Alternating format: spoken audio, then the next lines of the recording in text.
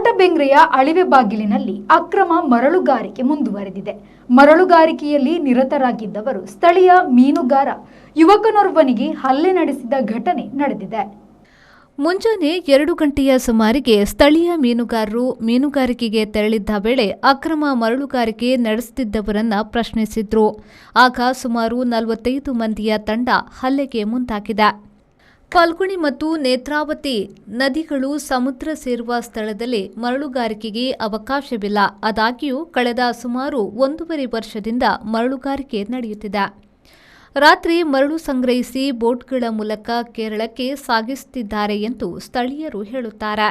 ನೂರಾರು ಗೋಣಿಚೀಲಗಳಲ್ಲಿ ಮರಳು ಸಂಗ್ರಹಿಸಿರುವುದು, ಖಾಲಿ ಗೋಣಿಚೀಲಗಳನ್ನು ತಂದಿಟ್ಟಿರುವುದು ಕಂಡುಬಂದಿದೆ ಎಂದು ಸ್ಥಳೀಯ ಮೀನುಗಾರರು ತಿಳಿಸಿದ್ದಾರೆ.